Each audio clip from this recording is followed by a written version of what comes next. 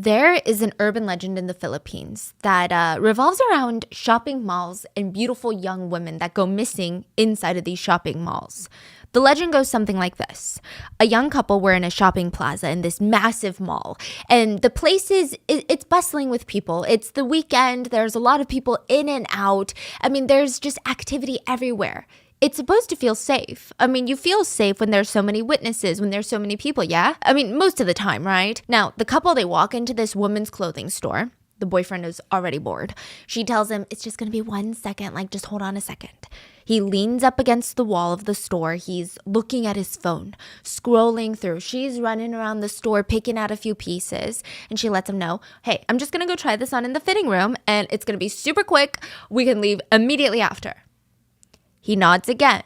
He does not look up from his phone. It is not until about 10 minutes passes he realizes, wow, she's taking an extra long time right now. What's going on? Maybe her zipper is stuck. Maybe she needs assistance. Maybe she needs my opinion on something. Not that we care, okay? But he makes his way to the back of the changing rooms, and every single one of them has their doors wide open. They're all empty. Sorry, miss, you work here, right? Have you seen my girlfriend? She was just in there trying on some clothes. I'm sorry. I'm not sure I know what you're talking about. You don't have a girlfriend, or at least not that we know of. You walked in here alone. Why would I walk into a women's clothing store alone? I came in here with my girlfriend. She literally was in that changing room right there. Perhaps you were buying a gift, but sir, you were alone. Nobody has been in the fitting room since this morning. The boyfriend starts to feel agitated, angry, and potentially even confused. He might almost be questioning, wait a damn minute, like, did I really come in here alone? I mean, her birthday is coming up. Was I trying to buy her a gift and I blacked out? Like, this is weird. But then you remember the legend of the half snake, half human.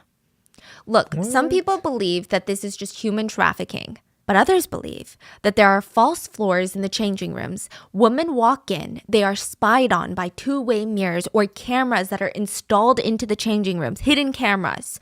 If they are chosen, the bottom of the fitting room floor falls out. They're transported into this long tunnel/slide that leads them to an underground hidden maze/tunnel system underneath the mall. From there, they are either human trafficked, according to the urban legend, and never seen again, vanishing into thin air. It would imply that the malls are in on it, okay, including all the retail workers. But more people believe it's actually the half human, half snake. The legend isn't as old as you would think it is. It started in the 90s in the Philippines, and it kind of died down until recently. A case connected a missing woman with the half human, half snake legend. Legend says there is a half-human, half-snake living in the secret basement of a popular mall near Manila called Robinson's Galleria. There are two versions of this part of the legend. Some say that the owners of the mall know the human snake is in the basement. And at first they thought of all the ways to get rid of this human snake, but then they realized the human snake is what's bringing in the fortune. That's what's making this mall successful, so we need to do whatever it takes to keep the human snake happy. That is our price for fortune. The other variation says the human snake is actually a child of John Gokungwe, the owner of Robinson Malls. The human snake was allegedly the twin brother of Robina, which is John's daughter. So this is a very public family, very wealthy family. They own the malls, and they're saying, no. She actually is not just a daughter. She had a twin brother. He's the half-human, half-snake. The legend says John's wife had given birth to both human twins, and originally everything seemed very, very normal. Now, as time passes, the boy twin starts to grow stronger, faster, but also kind of stranger. Instead of legs, he ends up growing a snake body. This is the urban legend. Now, the growth of his body was so uncontrollable that within a couple of months, this infant toddler is taking up the space of a living room. Soon, the first floor, there's no way that he can play, live, and exist. And it's not like they can just let this half-human, half-snake outside. He's going to be shot dead or held in a science lab somewhere. So now the family is thinking, okay, what do? We got to figure something out. They also realize a little catch. It's not just the fact that he's half human, half snake, but it's also the fact that this little boy, this little creature, does not like to eat anything but pretty young women. Will not eat eggs, rice, nothing, just pretty young woman. Now, it's debatable what he does with these women. Some versions of the urban legend say that he swallows them whole like a snake. Others say that he digs his fangs into their necks and drains them of every drop of their blood, just leaving bloodless, empty shells of dead women all around him. Either way, the family was forced to build a massive compound to house their son that happened to be half human, half snake. And they had to constantly find young women to feed their son. But you cannot just throw a big building in the middle of nowhere and have a bunch of young women disappear that's connected to that building and think that nothing is going to happen. So the only solution that they could come up with that made logical sense was a mall. It would give the family unlimited access to girls, and it would house their son in the underground basement. The fitting rooms were said to have these hidden cameras, and sometimes there would be two-way mirrors that allowed their son to see these girls. He's very particular. He likes them young and pretty. He has a style. Even though he's trapped in the basement, he would pick the ones that he wanted, and with the press of a button inside the fitting rooms, the floor would disappear from underneath them, and they would slide down the tunnel straight into his mouth. Now, I do think that the urban legend would have died down in the 90s had it been just that, but a famous celebrity somehow gets involved in this. Alice Dixon was crowned the Philippines Miss International. So this is like a Philippines beauty contest. And she is now working as an actress. She had this promotional shoot at the Robinson Galleria Mall. And, she's trying on clothes and they're taking pictures of her and they direct her to a department store on the 4th floor. And they're like, hey, use this fitting room to change into your next set of clothes for the next shot. She goes in and she said she couldn't shake this feeling. Someone was watching her. Now, since she had entered this mall, she had felt that, but she brushed it off because she's a celebrity. There must be people watching and, they're taking pictures of her. That's going to draw attention. But even in this fitting room when she's supposedly alone, she feels eyeballs on her. It's weird. There was this growing sense of unease to the point where she didn't even want to change. And boom, it all happened so fast she didn't even have time to scream. The floor to the changing room dropped. She found herself in a slide that led to the basement of the mall. It didn't even look like out of the back rooms. It straight up looked like an abandoned sewage tunnel. A horror movie. She was confronted by a human snake. The human snake was astonished by her beauty for a split second and it froze. It was just soaking in her beauty. So she ran. She ran through the dark chambers of the tunnel and did not stop running. Eventually, she heard a change in the air. She said that she had blacked out at this point. She didn't even know how she got out. Somehow she ends up in the lobby of a hotel nearby, confused on how she even managed to escape. Tabloid headlines and small news articles start coming out about this bizarre near-death experience. People start going nuts. They want to know more. Everyone just assumed that this whole thing was an urban legend. There is no way it actually happened to someone. And there's actually no way that there's a half human, half snake. Come on. The legend only grew stronger when supposedly Alice was supposed to appear on this big talk show to discuss what happened to her. And just as she starts sharing her experience and the truth of what happened, the TV signal falters and the show stops midair. People at home were losing their minds. It felt like someone really, really did not want this story to get out. And the mystery only grew stronger from there. Because, it's like, okay, fine, get Alice to a different show. It's not going to falter again, right? This time maybe do a live audience. Well, it was impossible because out of nowhere, Alice decides to just drop out of show business and abruptly ghost the industry and moves to Canada. What in the world? No longer interested in doing interviews about anything, and whispers started speculating that the owners of the mall had compensated her $15 million USD to ensure her silence. Alice would eventually come back to the industry, but it definitely served the urban legend a lot. It just kept going further and further. So the unsettling feeling that people associated with the mall was pretty cemented in stone after that. And in August 2022, like half a year ago, the popular urban legend regained its grip on the Philippines. A young retail employee of the Robinson Galleria went missing in the mall. Her name is Jovelyn Galleno, and her disappearance would stir up conspiracies of a human snake lingering in the mall, allegations of a human trafficking ring, and a very, very mysterious tarot card reader who is said to have gotten to the truth of what happened to Jovelyn predicted everything correctly before the police did. How did the tarot card reader know what happened to her? Did it have anything to do with the urban legend?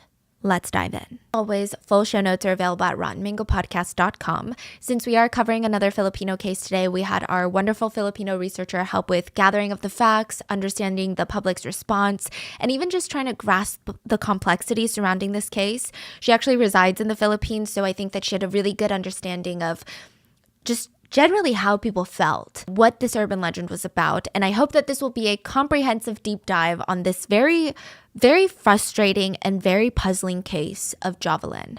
But as always with international cases, let us know if there's anything that was missed or anything lost in translation. So with that being said, let's get into it. Have you ever used or gotten a tarot card reading? When I was in middle school, it was trendy in China. Oh. Yeah, all the girls has a stack. And they read your future, okay? Yeah, what did they tell you? I think they predicted everything, yeah. Yeah, they're like, you're going to meet a Korean girl? Yep. And she's never going to stop talking. So a lot of people refer to tarot cards as a soul map. You have a stack of cards that all mean something, whether it's about your love life, work life, or family. And actually researching about tarot cards makes me want to get into tarot cards. So you pull randomly from a deck of these very specific cards and you think about the questions in life that you want answered. Then you start interpreting these cards. And this is oversimplifying the beauty of tarot cards. I clearly don't read tarot cards. I do find it fascinating. Now, I will say typically, and I've been vocal about this, I hate when tarot cards or psychics are involved in true crime cases. I just think that it's a lot more pain than it is productive. But this case is particularly interesting because the tarot card reader is spot on with practically everything. Now, obviously, it could have gone the complete opposite way, but it was interesting. So I did go on Reddit and I did look up tarot cards, and a lot of people who regularly use tarot cards say that it's just a way to meditate. You're not trying to base life decisions off the cards. You're not trying to figure out your future. It's not really something that tells you what's going to happen to you. In fact, it lets you have a deeper understanding of oneself.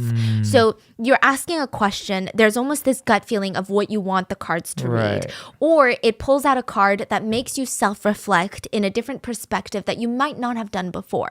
Yeah, I can see that. And that makes me want to get into tarot cards. Yeah, so it's just a medium for you to think or let your mind wander. And people say that it's not really about talking to a spirit like people make it out to be, or predicting the future, or even like trying to get you to do a life decision off of it. It's genuinely just meditation, they said. Instead of journaling, you're just asking yourself these questions. That makes a lot of sense. Yeah, and I kind of like it. Yeah, and I feel like there's actually science behind that. Yes, because it might be a fresh perspective to these problems or obstacles you're facing. And the cards are vague enough that it applies to a lot of things, so you start wandering with your mind. In that sense, very cool. But when the news broke that a young, beautiful 22-year-old mall employee went missing in the Robinson Galleria, social media was all over this case. A concerned citizen took it upon herself to seek the guidance of a renowned tarot card reader in the Philippines, Jay Costura. Now, she is very famous. She is very well beloved. She is on YouTube. Yeah, she does a lot of these tarot card readings for big cases and just things in general.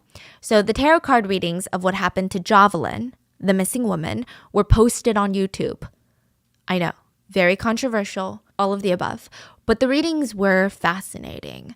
Jay Costura went into detail about what the cards revealed. This is like literally right after the 22-year-old goes missing.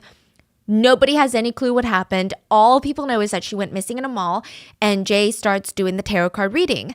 And I just want to make it very clear. The tarot card readings went the best way possible in this scenario, if you can even call it that. But there are countless cases where people have predicted what happened so publicly with so much conviction, and it turned out to be wrong.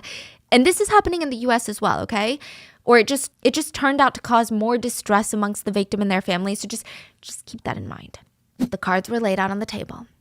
There were these beautiful, like luminescent gold-colored cards, and the light was reflecting off of them beautifully. They felt very rich. They felt very tangible. And it just kind of contrasted sharply with the air of mystery and anxiety. It just felt very anxious in the video when you watch it. Now, a few of the cards were chosen, revealed, and analyzed.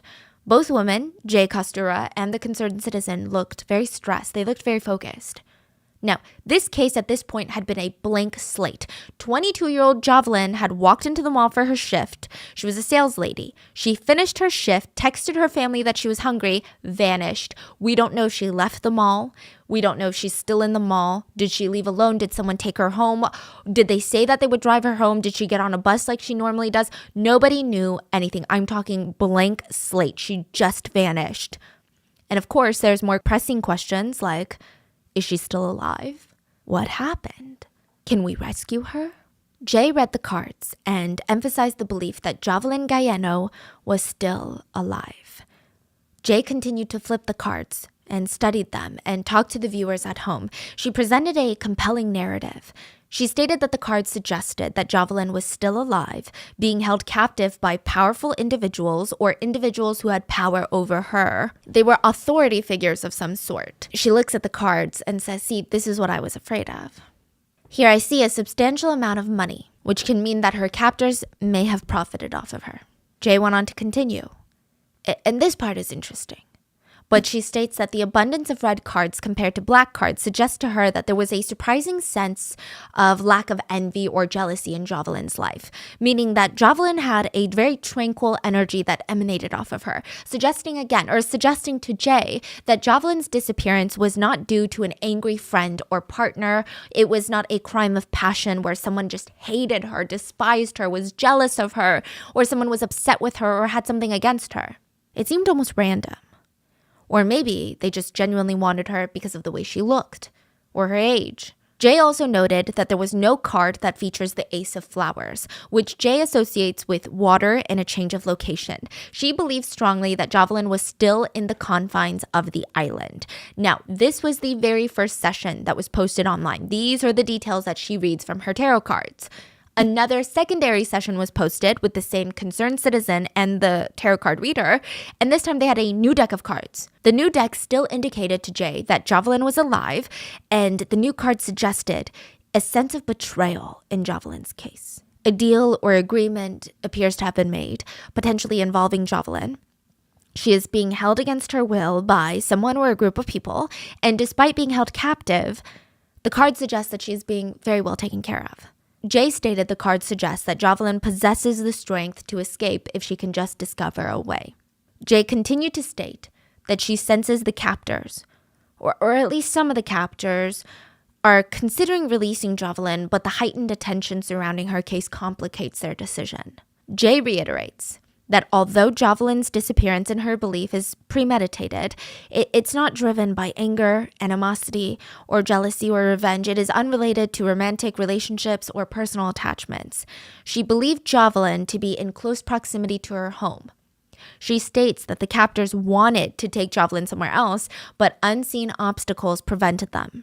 She stated that she saw Jovelyn entering a car willingly and that she had left the mall willingly. She concludes her session by saying, the individuals holding Jovelyn captive are likely part of a syndicate or possess significant influence and power over her. She also states that there are more things that the cards have revealed to her, but because of the ongoing investigation, she doesn't want to release that information. Now, I believe in the Philippines, tarot card reading is generally more accepted and believed. So there was some pushback of, I don't think we should be doing this. But most people who were listening, I don't think that they took it so seriously that they were like, oh my God, the syndicate, we got to bring down the syndicate. It was more of, they listen to this and they feel more connected to the case. They feel more passionate about this case, which I think ultimately did lead to positive things. So the public starts putting pressure on the police to do something, find something, take action. So let's start with what we do know. The night of August 5th, 2022, Jovelyn's mom was home with Jovelyn's two sisters, Jonalyn and Jocelyn. So Jonalyn, Jovelyn, and Jocelyn, okay? They're all hanging out downstairs waiting for Jovelyn to get home from her shift at the mall so that they could cook up some dinner. Jonalyn, her sister, was scrolling through her phone when it buzzed. Jovelyn, hey, what are we eating for dinner? Mom, Jovelyn wants to know what's for dinner. The mom's confused. Wait, I thought she was bringing home food. Or at least that's what she said this morning, but okay, maybe she's tired. Forget it. Just tell her to come home. We'll have something. So the mom gives the sister some money and sends her out to buy some takeout. She goes out and she texts Jovelyn on the way saying, hey, I'm grabbing food. Is there anything particular you want to eat? Jovelyn never responds. The sister brings back the food and the family waits around the table. Like the food is waiting, it's hot, it's steaming. They're sitting around and they're like, okay, any minute now she's going to be bursting through the door and we're all going to feast on some dinner. Maybe she's working overtime? No, but usually when she's working overtime at the store, she texts us to let us know that she's going to be running late. Either way, they decide to eat without her. But even when they were done, Jovelyn was still not home. They kept trying to message her throughout the entirety of the dinner and no response. And finally, they called her, which I imagine that they were avoiding calling her in case that she was working. And the phone rang. Someone picks it up. Hello? Hello? Whoever was on the other line did not say anything. It was silent. There wasn't a single word, a single noise, nothing. It was really unsettling. Maybe it's in her pocket and she accidentally picked it up and she's busy. They couldn't hear clothes rustling or inventory being put away, so they didn't really know what to make of it. That night, it was really hard for any of them to get sleep without Jovelyn being home. It just wasn't like her. The next morning, they wake up and Jovelyn is still not home. So Jovelyn's mom and her two sisters, they rush to the mall and wait for it to open, hoping that Jovelyn is there. Maybe something happened and she had to sleep overnight. Maybe, I don't know, okay? They're coming up with all these reasons in their head because that's the best case scenario. But when she's not there, they ask any of her colleagues, do you know where she's gone? This doesn't make sense. They have no clue. In fact, they turned that store upside down. There was no sign of Jovelyn anywhere. There was no signs of struggle. There was no signs that anything happened last night. That morning, she would officially be registered a missing person. At just 22 years old, Jovelyn Galleno had vanished. The police are going to try and convince us that she didn't just vanish, she ran away, or she willingly got into a strange man's car because she was just crazy like that. Even if that were true, you should still be looking for her. But in the case of Jovelyn, it just didn't make sense. Jovelyn was working as a sales girl at the Robinson Mall, and her boss had only great things to say about her. She was consistently on time. She delivered great performance. The customers loved her. She was polite, eager. Literally, what is there not to love? When she wasn't working, she was studying criminology at the local college. Her dream, her ultimate dream, was to become a police officer. And I imagine that if she became an officer, she would not fail the families of victims like the police would fail her family. Everyone who knew Jovelyn said her whole life could be summed up into two things. She had this very strong, unbreakable sense of familial unity. Like she was the type that would do anything for her family. As the eldest sister, she would take on odd jobs while she's studying in college. She wanted to make sure that her sisters never had to work for food or were eating well. It's like she had more hours in a day, more days in a week than most people. On Sundays, she never missed church service. Everyone described her to be just so utterly wholesome. She's the type of student or daughter that other parents would be like, why can't you be more like Jovelyn? Please.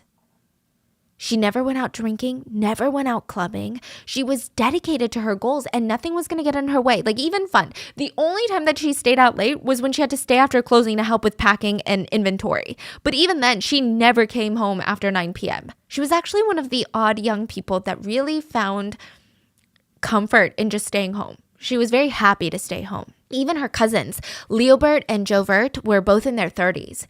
If they ever got hungry, these are full-grown men in their 30s.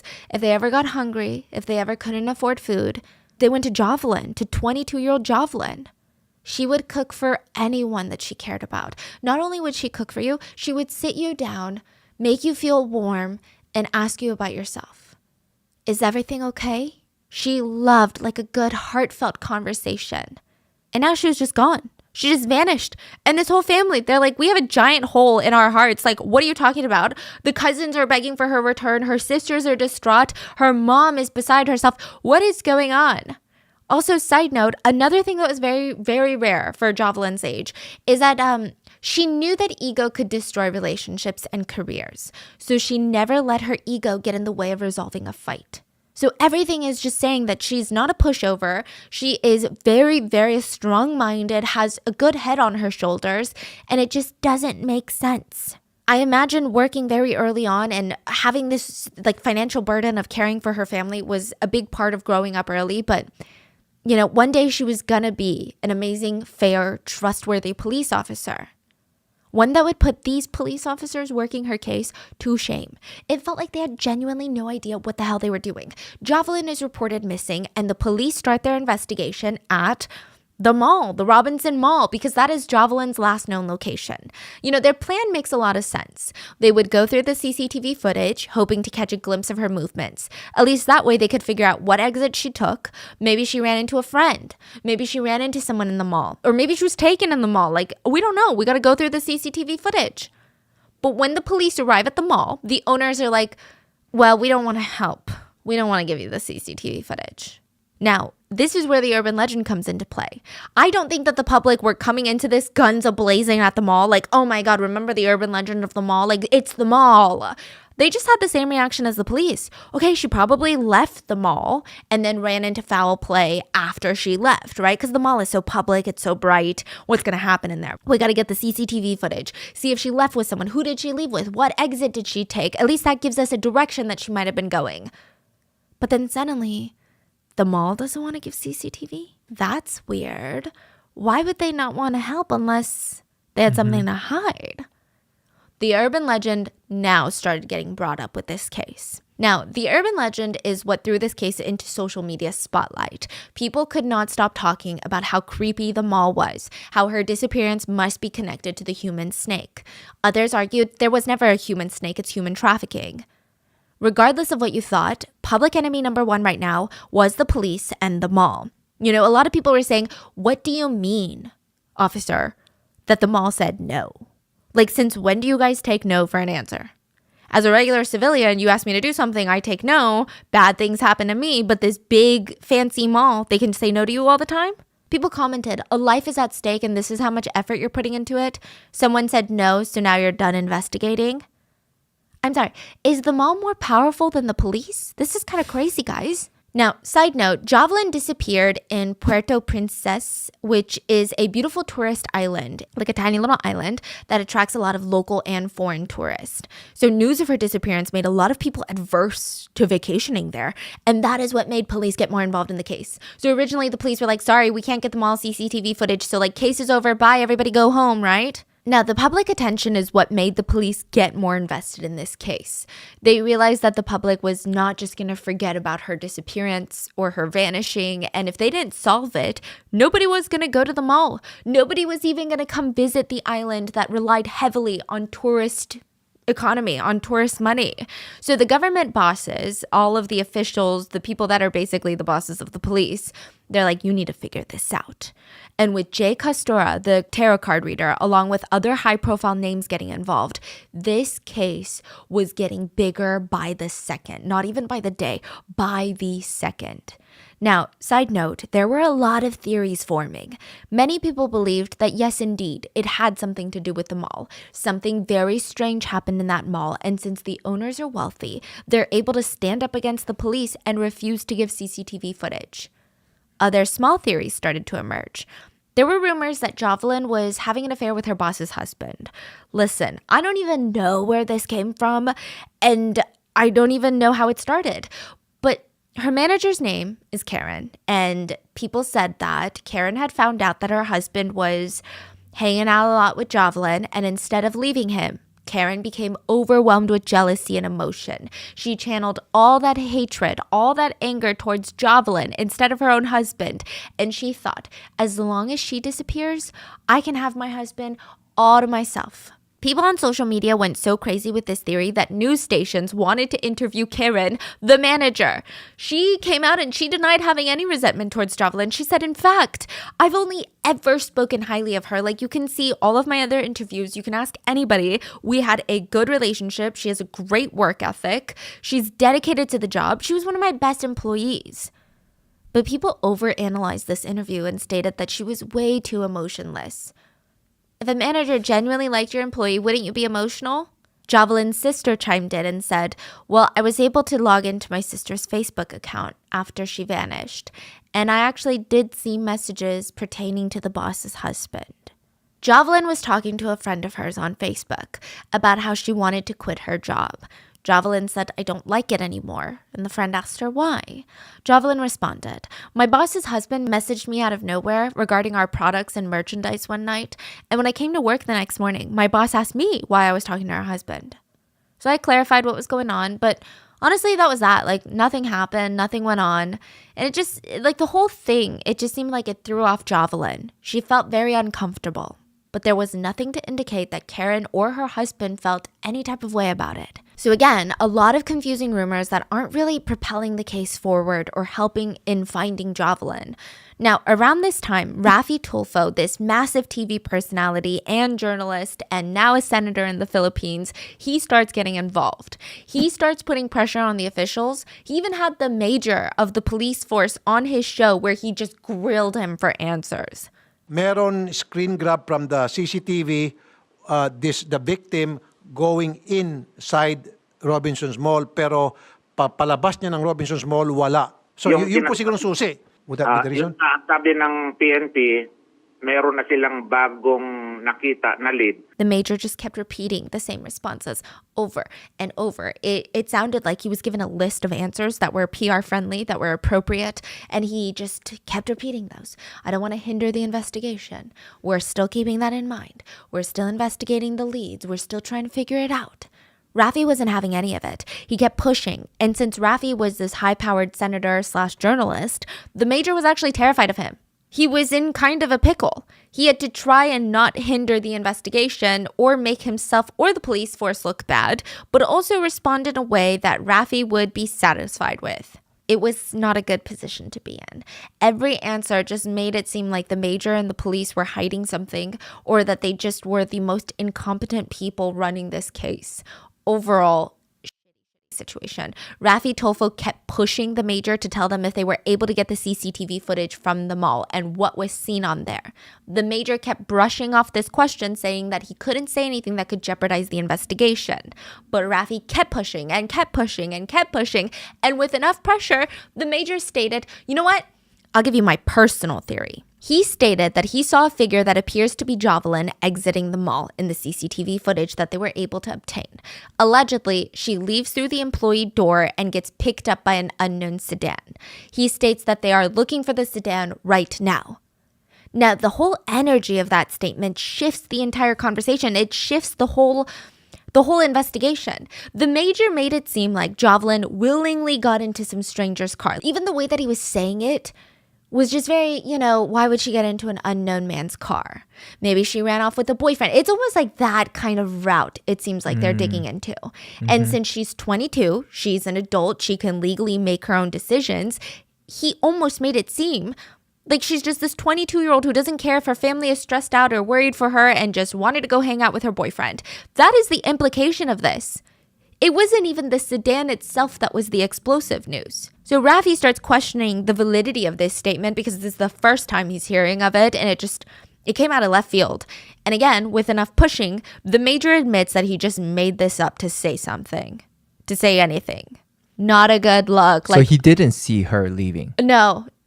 He was just like, I knew it was going to be a dead end, so I just wanted to say something, anything to get you off my ass. You can expect how the people felt about it. It seems like the major would rather lie than be truthful that they have nothing so far. So Raffy gets another police officer on the show. He starts grilling him too.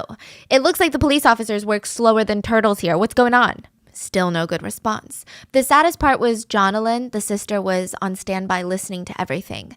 And she finally got on air and said, please, sir, I need to clarify something. The sister states that she's upset that her sister is being portrayed as this indecent girl that would run into the car with her boyfriend and run off without caring for her family.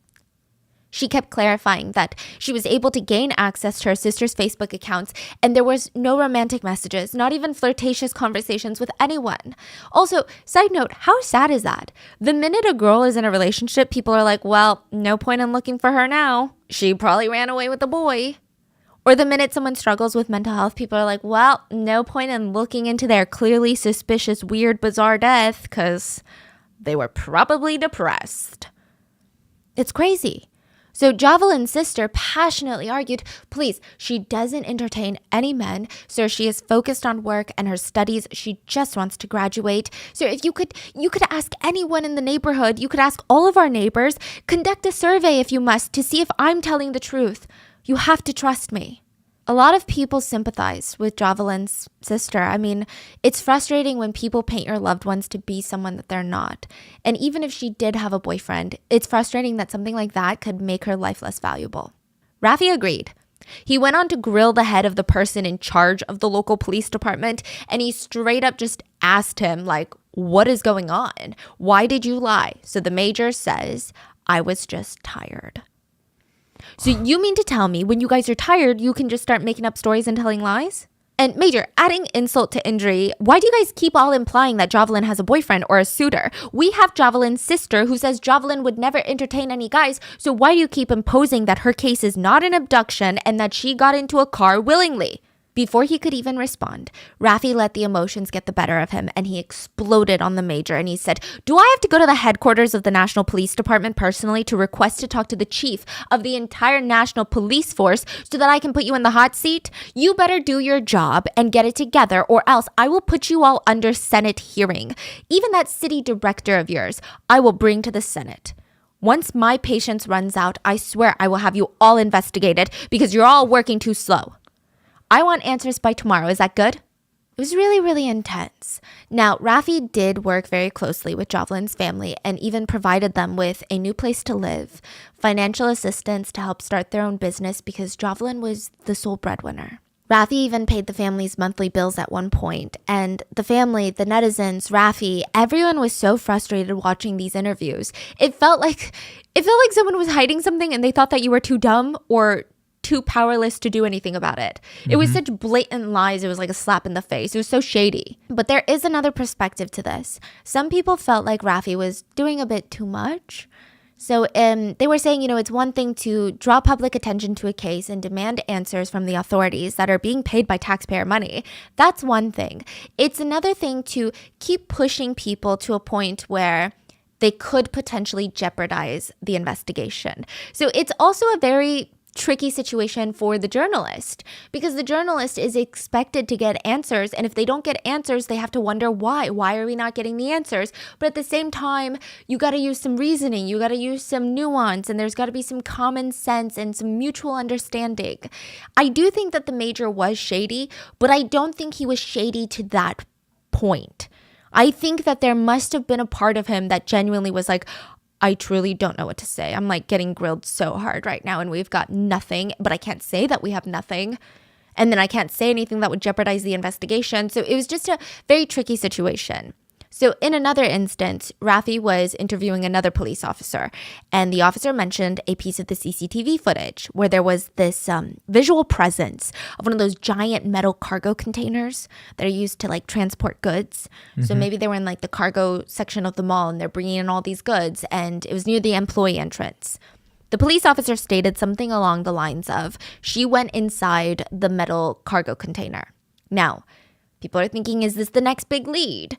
People were freaking out. Rafi was freaking out. How come we're just hearing about this? A metal shipping container? Are you kidding? Who owned the container? Why would she have gotten into one? That doesn't make sense. It's not part of her job description. Rafi immediately hung up with the officer, called the officer's superior, who clarified, wait, no. She went around the metal cargo container. To which Rafi responded, one of your men said that she went inside the container. That's why I'm asking you, what is inside? And if anyone has already checked who owns the cargo container, good grief. Like, that's what I'm asking you. Now, viewers at home, there is some nuance to this. Viewers at home were feeling a little bit frustrated because this one wasn't purely police incompetence or secrecy.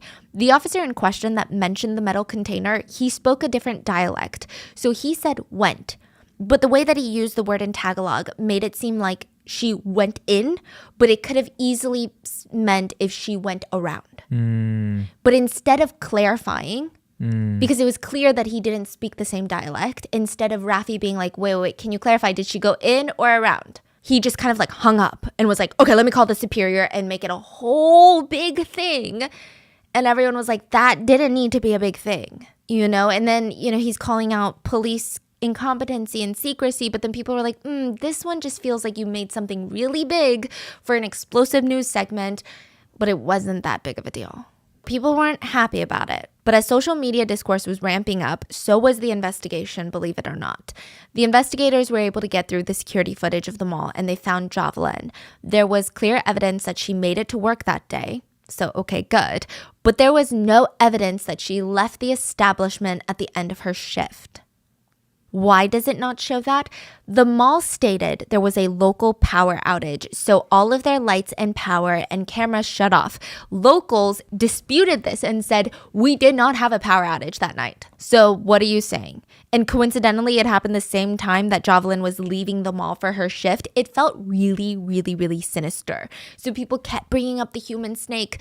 People kept bringing up human trafficking. There were just rumors that the mall owners had to deal with the police to ignore cases like this so that they can feed their human snake or do some sort of underground activities. I mean, people also wondered, what if this was news planted by the mall's competition, SM Super Malls?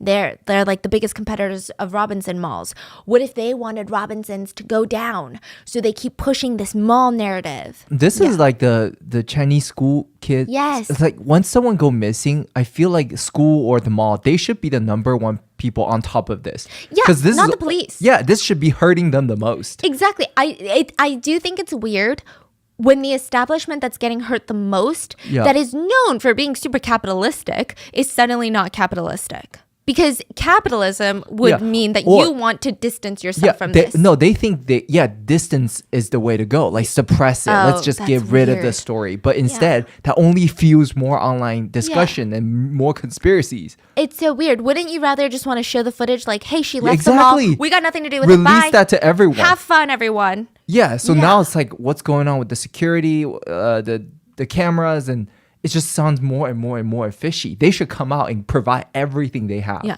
They should be working with the investigators excitedly, like aggressively hunting down investigators. Unless they are doing something. Exactly.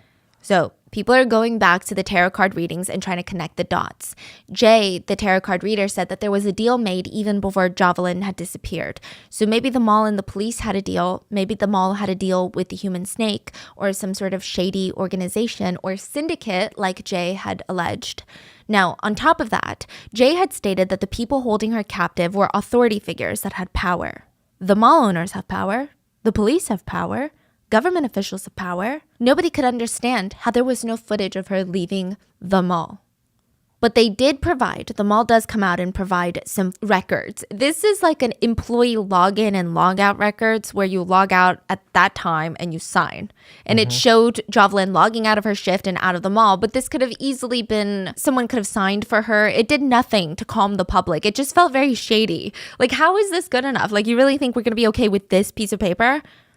All these coincidences were making people feel very nervous about ever going shopping or even trusting the police. And then out of nowhere, a store outside the mall said that they had footage of Jovelyn outside of the mall after her shift at work. They said the CCTV footage showed Jovelyn outside waiting for a bus home. Police state that they studied this footage and believed it to be Jovelyn, and they showed it to Jovelyn's family, and they were all confirmed that it was Jovelyn. Everyone, except for Jonalyn, this is the sister that has been outspoken and has been kind of the family representative in the news.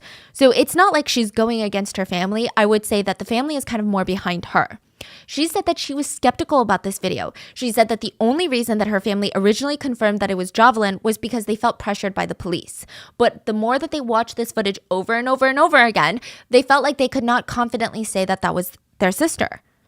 But as she's voicing her concerns, police stated, nope, it's her sister. She's mistaken. It's her sister, because there were witnesses who saw her on the bus. This stopped people dead in their tracks. What do you mean, saw her? So all of a sudden, this grainy footage of her outside the mall shows up because there's no other evidence that she left the mall. Suddenly, we have footage. And then you suddenly have people that came forward and said that, you know what, actually, I did see her. Why did they not come forward prior to this when everyone on social media was still talking about it? It's not like the case just exploded. So I don't know. The whole thing seems very, very fishy. But this was the strongest lead that the family was given. So they try everything. The public was able to find the driver of the bus, and he gave very wishy-washy answers. He said he had no clue if Jovelyn ever got on his bus because he focuses on driving rather than the passengers. Everything about it just felt weird. Like all of a sudden, people saw her on the bus. All of a sudden, she's on a bus. And then another family tragedy struck. Two of Jovelyn's cousins, do you remember Leobert and Jovert? Both in their mid-30s were involved in an accidental stabbing involving each other. Trust me, it gets weirder. The stabbing would result in both of them being jailed for Jovelyn's kidnapping and murder. Wait, slow down. They stab each other? Yeah. And it would result in them going to the hospital and then later to prison for Jovelyn's disappearance. Let me explain, okay? Let me explain. Leobert and Jovert had gotten drunk one night. This is like after Jovelyn disappears. And somehow they enter into this super heated argument, allegedly about Jovelyn. One of them was injured and required hospitalization. Now, it was reported to the police once Jovert came to the hospital because they're like, you were clearly stabbed with a knife. Like, you can't tell me otherwise. So we're going to have to report it to the police because that's a knife fight. So both of them get brought into the police station, and Leobert, one of the cousins, starts to confess. His confession would rip his entire family apart, or whatever was left of his family. It was bad. Leobert stated that he and Jovert planned to kidnap, assault, and kill Jovelyn. Their own cousin, their own flesh and blood that they grew up around. They said they planned it for weeks and that they finally did it. The reason that the accidental stabbing occurred was because Leobert felt so guilty about what he did. It was eating him up on the inside. He just wanted to turn himself in, clear his guilty conscience, give Jovelyn's mom some peace of mind. He wanted to stop living his life looking over his shoulder constantly for the police. He tried to tell Jovert one drunken night, "Hey, buddy, I want to tell the cops." Jovert was pissed. He's like, "We agreed to do this together. You can't just turn yourself in because then I got to turn myself in. I'm not ready to go to jail. You can go to jail by yourself. Why should I have to go to jail?" So he grabs a knife and threatens to kill Leobert. Leobert pushes him and attempts to defend himself, and it resulted in Jovert accidentally stabbing himself with the knife. They had been brought in, Jovert had been subdued, and Leobert felt like now that he was no longer around Jovert, he was no longer scared for his life, he could confess. He stated that he was overcome with remorse and guilt. This freaked out a lot of people for a number of reasons. The small one being, Jay's tarot card reading stated that the people who took Jovelyn were authority figures. In the Philippines, it's much like the rest of Asia. You are grown up to show cousins, especially that are 10 years older than you. You have to show them respect. They are also your authority figures. No one had thought of it like that. People are like, wow, we kept thinking about government officials and police officers when it could really be the person closest to you. Mainly everyone was freaked out though because these were her cousins. What motive would they have in kidnapping her? Leobert was asked that, and he said it all started a few months before she vanished. He and Jovert kept talking about how Jovelyn was so pretty, how beautiful she was. And at first it started as like a fun family banter, like, oh my God, our cousin is so pretty. But they said that they became fascinated by her looks. And they said that they were even more intrigued by her contrasting tomboyish manner. I don't know what they're trying to say with that. Something about her was irresistible, Leobert said. Now, at first, it starts off as a simple joke. They were joking, I don't know how this is a joke or how it's funny, how they would kidnap her and what they would do to her if they could kidnap her. And for about a month or so, this is how they planned it. The more they talked about it, the less of a joke it seemed, and the more feasible, the more excited they got for this plan. And then one evening, they put their plan into action. They said that they knew where the bus would drop off Jovelyn near the house, and it was very dark. She would get off alone, and they would forcibly grab her. Now, if this is true, I cannot imagine the emotions that she went through. First, being grabbed, the fear, the terror. And then when you look and you see it's your cousins, maybe you have this moment of like a release of tension because you probably assume that they're playing a joke on you. And then that fear comes rushing back when you realize they're not. This is not a joke. They stated that they grabbed and restrained Jovelyn, causing her to lose consciousness. Leobert said they dragged her to a grassy area in their hometown, subjected her to rounds of horrific essay by her own two cousins, her own family members, and Leobert stated that she never gained consciousness ever again. They realized that she was dead, which was kind of their plan because there's no way that they could do this to their cousin, of all people, and expect her to not say anything to anyone. Leobert said they dragged her lifeless body to an area with even taller grass and less foot traffic. They dug a shallow grave, buried her. They said that they scattered her belongings through the field as an attempt to hide the evidence. And apparently this was their masterful plan that took them over a month to come up with. The confession of the crime is strange, and it doesn't sit right with a lot of people. But either way, August 23rd, 2022, just 18 days after Jovelyn vanished, Leobert led the police to the locations where he and Jovert allegedly hid Jovelyn's body. This is where things get puzzling because at this point, people are thinking, I don't really believe this confession. Maybe the guy's on drugs. Maybe he's drunk. Maybe he's like having a mental breakdown because this doesn't make sense. Who can really do this to their cousin? Jovelyn had been missing for 18 days, and he pointed out where her body was buried. The level of decomposition on her body was extremely severe. She was completely skeletal at this point. There were no remaining soft tissues, nothing. It was nearly impossible to do a comprehensive autopsy. There was no way to even prove that she had been essayed before her death because of how advanced the decomp was at this state. A lot of forensic experts who saw the crime scene photos also stated that the bones almost looked a little too clean. I mean, yeah, you could argue that being in a humid tropical environment could lead to faster decomposition, but something about the scene felt oddly staged. That's how the public felt. That's how experts felt. Another puzzling revelation was just how close to home Jovelyn was. Even her things that were scattered about, like her ID, her bag, her sunblock, gum, wallet, all of it was discarded so close to her home. Even her body was found so close to her home, it didn't make sense. A lot of neighbors wondered how her neighbors, Jovelyn's neighbors, the same ones that were searching high and low for her, how they never smelled or spotted her remains when she was found 1,000 feet away from her own home. And she wasn't found in like an abandoned field. One neighbor said that the grassy area that she was found, it had some foot traffic because people would walk through it as a shortcut. It's not like a jungle. It's like just a grassy area. And since it wasn't being put to use, some of the neighbors even planted herbs and veggies.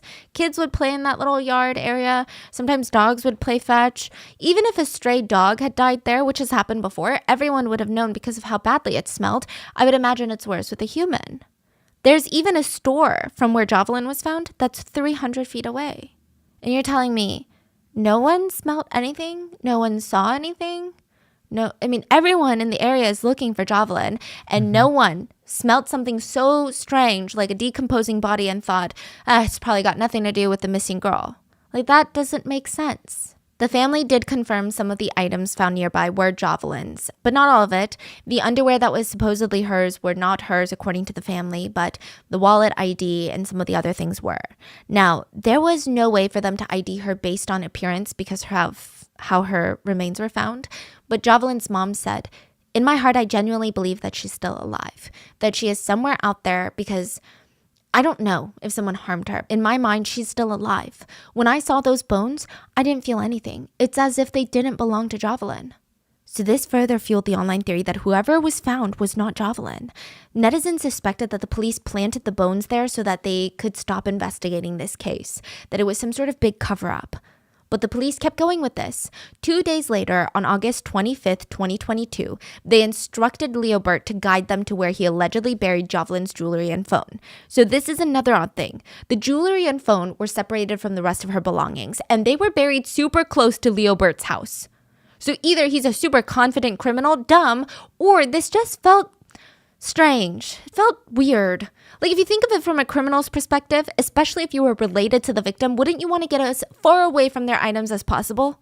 Soon after, what the police believed to be a shut and done case, because, we can have all the theories in the world, but only the killers would know the location of Jovelyn's remains and her belongings, right? Mm-hmm. And Leobert led them there, so it must be him, right? Well, Leobert's attorney came out to say that whenever Leobert was talking and guiding officers to the evidence, Leobert would look at the officer, waiting for some kind of sign or go ahead or some sort of signal. At this point in the case, people didn't really know what to believe. Netizens were even questioning if they had gone too deep down into the conspiracy rabbit hole and they were just trying to create the most insane narrative of things now. People didn't know. Are we crazy? Is the police crazy? Or is this real? Because, sometimes things happen that are so sick and twisted, it almost feels like a conspiracy when you start thinking about it. People wanted answers, or at least some clarity. Another person that could have that is Jovert, the other person involved in the crime, the other cousin. Now, he hadn't been as involved in this investigation thus far because he was hospitalized for accidentally stabbing himself. A radio show tracked him down in the hospital and asked for an interview. Their aim was to just get to the bottom of the mystery, answer all the unrelenting questions, tell us why did you do it, what happened, tell us the truth. But in reality, all this interview did was muddy the waters even more. Jovelyn was so emotional during his interview, he stated that none of it was true, none of it. Even the accidental stabbing, none of it had to do with Jovelyn. Di ko alam kung anong nararamdaman ko sa kanya. Buhay ko kasi matagal na panahon din ako nasira. Kaya kung saan ngayon nagpapakatino ako, doon pa nila ako sasabi sa ng kaso. Na kahit kailan hindi ko pinangarap na pumatay ng tao at maghahasa ng tao. I'm sorry, what? Then why did you accidentally stab yourself? I confronted Leo Bird about the rumors that he was trying to hit on my wife. I was drunk, I confronted him, and he looked me in the eye, and you know what he said? He got defensive. He said, hey, you better be careful about making accusations like that. And I started getting angry. I got into a fit of anger, and I was drunk. I grabbed the knife. I pointed at him. I demanded he take me seriously. Just answer the question. That's all I wanted from him. And then I end up in the hospital and charged with the murder of my cousin. I mean, I have no involvement in my cousin's disappearance. I loved her. I can't comprehend why I'm even being connected to the case. He talks about how he has a criminal history and yeah, he might have been involved in some shady things in the past like drugs, but this, he swore up and down. I truly had no part in this. I cannot fathom what's being thrust on me right now. This is the honest truth. When Jovelyn went missing, I was at work with my managers. I can confirm that. They can confirm that. Never in my wildest dreams did I ever imagine taking a person's life or even committing such a despicable act of sexual assault. Please, you have to believe me. August 30th, 2022, a few days after Jovelyn's supposed remains were found, a DNA test was released by the police to the public, stating that the remains did indeed belong to Jovelyn. With this, the police formally charged Leo Bird and Jovelyn of rape and homicide. Now, most of the charges did rely on Leo Bird's confession and narrative. The police completely brushed off Jovelyn's claims of innocence and stated that the thing that he said about work, it's just him trying to create an alibi. What do you mean? That even raised eyebrows, exactly what you said. Either he lied about his alibi or he didn't. Like, what does it mean when you say it's an attempt at him creating an alibi? Was he or was he not at work? Like, it just felt like the police were being roundabout for no reason. You could literally just say, he lied, he wasn't at work. But they were like, that's his attempt at creating an alibi. It was really strange that the police kept taking these convoluted routes with this investigation. It felt like they refused to investigate or even entertain Jovelyn's claims and simply focused on what Leo Bird said. And just before Leo Bird was officially taken into custody, Jovelyn's mother, filled with a mix of anger and confusion, confronted him and she screamed and demanded answers. She asked, how could you commit such a crime against your own cousin, your own flesh and blood? How can you live with yourself?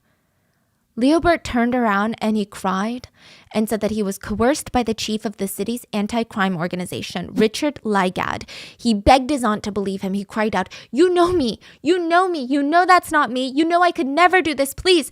I didn't do it, auntie, you have to believe me. I didn't kill Jovelyn, I was forced to take the blame, please, you have to believe me. I didn't have anything to do with it at all. You've known me since I was a kid, you know what kind of person I am, please, I would never do something like that. Wait, what? Ano matakot? Ay, hanapin yung ano niya, ligad. Yung jacket. Yan. Ito. Kuya, ulit. Oh, yan. Kasama yan siya? Kasama yan siya. Umutakpan, Relax lang. Kami, nag-ano rin kami. Yung nalaman to. Basta pagdating doon, nandun na lang yun. Yung mga buto ko doon. Tinala na lang nila ako doon.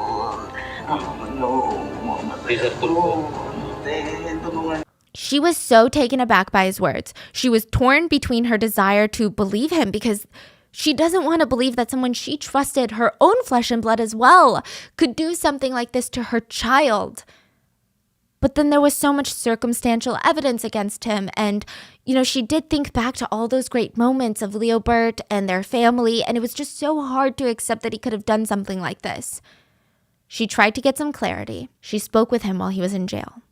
And later, Jovelyn's two sisters, Jocelyn and Jonalyn, would even go on air with Rafi Tulfo to talk about what was going on with their cousin Leo Bird. Leo Burt had alleged that it wasn't just the chief, Richard, that was trying to get him to take the blame. Multiple officers were heavily involved. Allegedly, they instructed him to point at random locations. So they brought him to like a field. They were like, point in that direction. And then he would point in that direction, creating the illusion that he was the one that told them where the body was and where the belongings were. So they were just like using random clips of him. But they just took him to a predetermined spot and told him to point. So he did. And sure enough, her body and belongings were found. And he said that he was gutted and shocked, but also terrified because that just made him look like the guiltiest man alive. Allegedly, Leo Burt only complied with Richard and the police because they kept threatening his family. The sisters were able to record a conversation with Leo Burt, and he does in fact seem terrified for his life. He stated how Richard told him exactly how to respond to the questions he would ask, but he also alleged that Richard physically abused him when he didn't do what was asked of him. He sent the sisters pictures of scars and bruises all over his body. Now, pakipaliwanag sa amin, doon nababanggit yung pangalan ni Ligad at meron pang pinakitang picture. Saan ang galing yung picture? Pwede pakipaliwanag sa amin? Bakit nabanggit yung pangalan ni Ligad doon, ma'am? Yun nga po, ang sabi niya nga daw po, si Richard Ligad nga daw po yung nagdidikta sa kanya. Kaya po sinesya agad namin kung anong mukha at pinakita namin sa kanya. At sabi niya, yan nga daw po yun. Simula unang gabing pagpasok niya sa kulungan, yun na daw nagdidikta sa kanya at nananakip sa kanya. So, kasama ho ba sa inyong responsibility na kapag meron pong mga suspect na naaresto, kailangan kayo po ay present doon at kailangan kayo kasama sa mag-iimbestiga? In this case, inamin niyo po noong August 22, nandoon po kayo, present kayo, nung ito pong si Leonard ay nasa kustodiya ng mga pulis at kayo mismo nagsabi na nandun si Major Manalo at nandun ka rin. Ano po yung important significance po ng inyong presence doon? Po, sama rin po sa ano ko yon dahil same time ako rin po yung director ng Anti-Crime Task Force po. Were you called or you were there voluntarily? Yung doon po sa pag-ano ng cellphone, bali tinawagan po ko ni Sir Manalo na yun nga raw po ituturo daw po ni Leo Burt kung saan yung cellphone. Sir, noong pong August 22, yung the day na natagpuan po yung bangkay at ito po si Leo Burt po ay nasa custody ng mga pulis. Yun po yung tinatanong ko, bakit po kayo nandoon?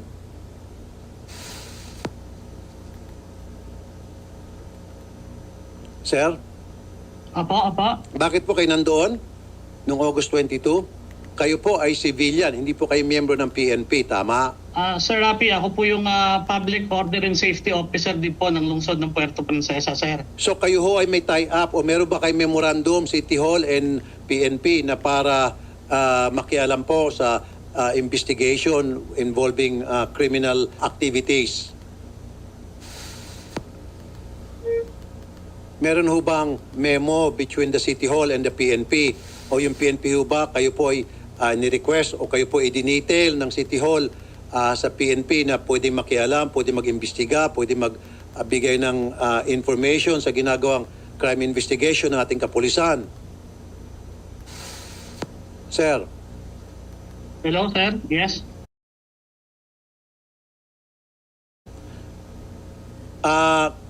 Kayo po ay isang civilian employee. Hindi po kayo miyembro ng PNP, tama? Sir Rapi, yung background lang po natin, hindi lang po ito yung first time na nag-obserba po tayo ng kaso dito sa atin sa lungsod ng Puerto Princesa, no? Nagta-tie up din po tayo sa PNP sa iba pang mga kaso. Okay. Dito lang po, gusto lang po natin tingnan kasi naging sensation po ito eh. So kayo po ay kusang bumalik ng puerto from vacation kung saan kayo galing nung sabi mo kanina para tumulong po sa investigation. At yan po ay kasama sa inyong responsibility na ibinigay po sa inyo ng City Hall. Tama? Opo, tama po. Parang critic lang po, no? Tinitingnan po kasi natin kasi mahirap po na alam niyo naman, naririnig natin, very sensational ito. Opo, mahirap critic. naman Okay, po sige na po. mabigyan tayo ng maling suspect. Opo. Pero sir, meron ho ba kayong sapat na training na para tumulong sa pag-iimbestiga para yung ginagawang investigation ng police sa anumang klaseng krimen sa kanilang lugar? Were you trained on that aspect in terms of investigation in gathering information, crime investigation ng PNP? Yun lang po ang tanong ko. Sir, hindi po. Actually, hindi po ako. Parang nag-observe lang din po ako doon, sir. The police responded to Leo Burt's change in attitude by stating, "We have his confession where he admitted to committing the crime with Jovert. That is the information we currently have, and we're going to rely on it. If there are claims of additional individuals involved in the crime, we will conduct a thorough investigation into that matter." Wow, this is so shady. I don't Holy. think anyone was satisfied with that response. It felt like the entire case and the entire investigation, the police just kept taking the scenic, easy route. They didn't even care to investigate. They just wanted to say, oh, well, that's what we have. So even if it's not true, that's what we have. So we're going to stick with it. The lack of transparency, the inconsistencies throughout the investigation made it difficult to even have faith in the authorities. The family ended up reaching out to the National Bureau of Investigations, the NBI, to help assist with the police and getting justice. Honestly, they just wanted another DNA test. I think they just wanted to make sure the police weren't lying and that indeed was Jovelyn's body. I don't think any family could live on comfortably knowing that they were skeptical of something like this, and I think it would just drive people crazy. The NBI started their own investigation parallel to the police, and in the end, the NBI's results were the same as the police. They confirmed it was Jovelyn's remains. It said Jovelyn's family was feeling a mix of relief and sorrow. The NBI experts did what the police failed at doing, which was giving the family a reason on how that happened. They said the weather conditions played a big role. Additionally, they stated the presence of crocodiles in the area could have accelerated her soft tissue decomp. It seems like Jovelyn's family were satisfied with the response. Many people in the public were not. They brought up a few things that didn't track. For example, if there were crocodiles, how come there was no bloodstains in the grass? If you're saying the crocodiles came to consume her remains, there must be traces of either bodily fluids or even tissue left behind, because a lot of the times they'll take remains to a secondary location to consume. But the entire area seemed pretty clean. Another reporter, Tommy Abel, stated, "There is a recurring phenomenon where authorities attempt to conceal the truth by targeting vulnerable individuals and forcing them to shoulder the blame for crimes they didn't commit. They employ tactics of intimidation, issue death threats, instill fear by involving family members if they refuse to cooperate and confess." So a lot of people agreed with him. They stated, none of it makes sense. Even Jovelyn's remains belongings that were found, they looked very dry, like her wallet, her ID. If her body decomposed at that rate, her belongings just looked so fine. Just didn't make sense. It looked like they had been tossed in the grass that morning. There was another moment that stood out, and allegedly during an interaction between an officer and Leo Burt that was caught on tape. The officer asked Leo Burt, "Where's Jovelyn's necklace?" Leo Burt seemed genuinely confused, but not confused in the sense of like, oh shoot, I forgot to hide her necklace, but confused in like wait, there was a necklace? Almost as in like, nobody told me about the necklace. Like, I don't know about a necklace. People took it as maybe this guy has no idea what's going on. Maybe he's being fed information to repeat, but he has no insider information. Everything he is saying, maybe it's just what he's told to say, and when they go off script, he has no idea what's going on because he didn't commit the crime. You know how I said the family seemed to somewhat accept that those were Jovelyn's remains that were found? Mm-hmm. That doesn't mean that they were believing whatever the NBI or the police were saying. In fact, many of the family members were conflicted on how to handle Leo Burt's claims of innocence now. Some of the family members reached out to a local congressman to help pay for Leo Burt's bail. It's not clear how much the bail was, but the congressman agreed to pay for it, and he said that he has no opinion in the case, he just wanted to help someone. Meanwhile, Jovert took a polygraph on Rafi's show, and he passed with flying colors. Leo Burt did not. So it was kind of a shit show. Yeah, wow. So that fuels the conspiracy even more. Yes, of like, okay, now there's a conspiracy that only Leo Burt was involved. He's dragging his cousin into it for no reason. Then there's the conspiracy of neither of them were involved. Or there's the conspiracy of maybe Leo Burt tested and failed the polygraph because he has been so convinced and so, I guess, mentally abused by the police, he doesn't even know it's true anymore. Because that's what happens. There's false confessions where a lot of criminals start believing in, wait, did I actually do that? Mm-hmm. The police are saying that they have all the evidence. And they're playing out these scenes, and I can picture it in my head, and it almost feels like I did that then. On November 25th, 2022, the country woke up to news that the court had dismissed charges against Jovert and Leo Burt. The court stated that they could not establish a direct link between the individuals in question and the crime. No way. They're freed. Yeah. I mean, I imagine this was very confusing for Jovelyn's family. Like, there must be some members who believe in the Obert's innocence, but still want justice. It's open again, right? Yes, the case is open again, but it doesn't look like the police are making progress, or at least they're not letting us know if they're making progress. So it does seem like Jovelyn's family, they accept that Jovelyn is dead. They want everyone to accept that she's dead, but it does seem like they still want justice. They have come out with a statement and stated, we do appreciate that everyone still hopes that Jovelyn is alive, and we fully understand why it might be hard to accept, especially since we were only given skeletal remains and nothing more. But the experts provided good explanation and reasoning as to why her bones are left. We should respect this, as they are professionals and they are doing their job. Now, again, I think this part, a lot of people took it as, oh, like now the family is in it with the police, right? No, I think when there's an open investigation, as much as you hate the police for their incompetence, to a degree, the families of victims have to please the police to a certain level in hopes that they will investigate your loved one's death. You cannot piss off the only people that have the power to bring you justice right now. It's kind of with this Howard tragedy, like all the victims' parents, they were still hopeful that the president could do something. So they still, regardless of their political beliefs, regardless of her job in handling the situation, they had to still be nice to her, and they still had to talk with her and beg her in a kind manner instead of demanding things from her, because she might be the only one that could help. That's kind of, I think, how this situation is. They stated, we're hoping that all of you can respect and accept the truth for our sake and our peace, and so you can join us in praying for Jovelyn. We know the results are hard to accept, but we believe the PNP and the NBI did their job well in conducting the investigation. They went on to thank the media for the coverage and helping in investigating. They ended the letter with, our last wish is that we all keep our minds open and embrace the possibility that Jovelyn is really gone. Let's all learn to accept this and be understanding about the whole ordeal.